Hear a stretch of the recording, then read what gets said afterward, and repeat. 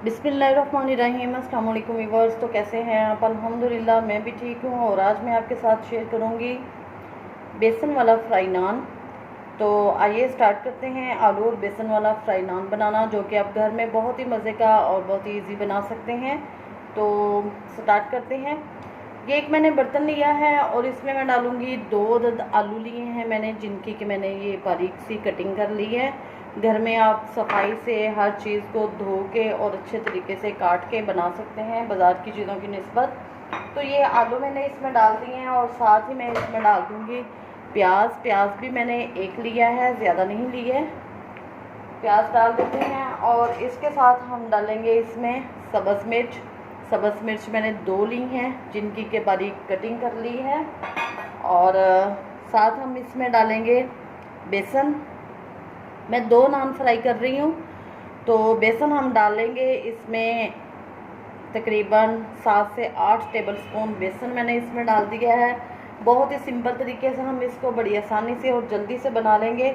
इसमें मैं डालूँगी स्पाइसेस मैं इसमें डालूँगी हाफ़ टी स्पून मैं इसमें डालूँगी नमक का, क्योंकि नान में भी नमक होता है। और थोड़ी सी मैं इसमें डालूँगी सुरख मिर्च, हाफ़ टी स्पून मैं इसमें डालूँगी कुटी हुई सुरख मिर्च।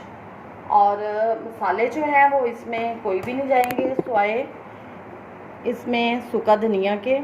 1 टीस्पून मैं इसमें डाल दूँगी साबुत सूखा धनिया, बल्कि 1.5 टीस्पून मैं इसमें डालूँगी, क्योंकि इसकी स्मेल और जायका जो है वो इसमें बहुत ही अच्छा लगता है। साथ इसमें मैं डाल दूँगी सब्ज़ धनिया 2 टेबलस्पून भर के मैंने इसमें डाल दिया है सब्ज़ धनिया। हाफ़ टी स्पून ही मैं इसमें डालूँगी कसूरी मेथी।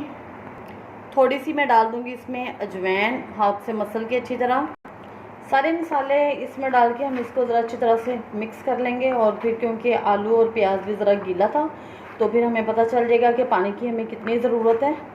तो इसमें हम थोड़ा थोड़ा करके पानी ऐड करेंगे।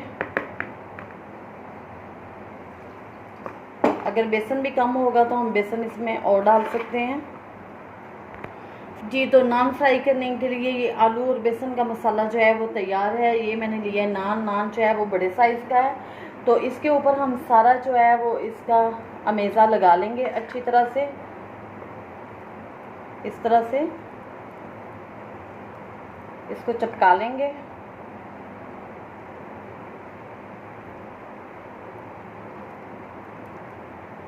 ऑयल जो है वो मैंने गर्म होने के लिए रख दिया है। ये देख सकती हैं आप, मैंने इसको सारी साइडों से जो है ना वो अच्छी तरह से इसके ऊपर सारा मसाला जो है आलू बेसन का वो अच्छी तरह से लगा दिया। और ये देखिए माशाल्लाह से कितना हैवी और कितना अच्छा नान जो है वो घर में फ्राई होगा। तो मैं इसमें इसको ऑयल में डालूँगी। ऑयल अच्छी तरह से फ्राई हो चुका है और मैं अब इसमें डालूँगी नान।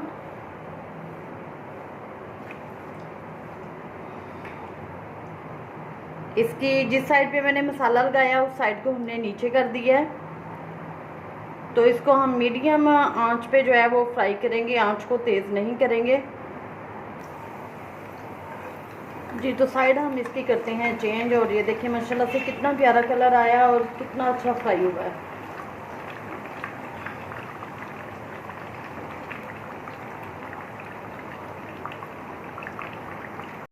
जी। तो इसको हम निकाल लेते हैं। ये माशाल्लाह से बहुत अच्छा सा फ्राई हो चुका है। ऑयल अच्छी तरह से इसका निकाल के, तो इसको हम निकाल लेंगे।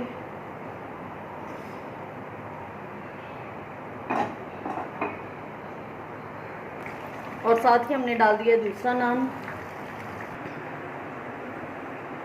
जी। तो माशाल्लाह से देख सकती हैं आप कि ये सारा नान कितना अच्छे से फ्राई हुआ है जी। बिल्कुल ऐसे ही है जैसे कि ऊपर पकोड़े बना के रखे हुए हैं। और आप इसको बड़ी जल्दी से बना सकते हैं और ज़रूर ट्राई कीजिएगा। दुआ में याद रखिएगा। मेरे चैनल को लाइक शेयर और सब्सक्राइब करना मत भूलिएगा। अल्लाह हाफ़िज़।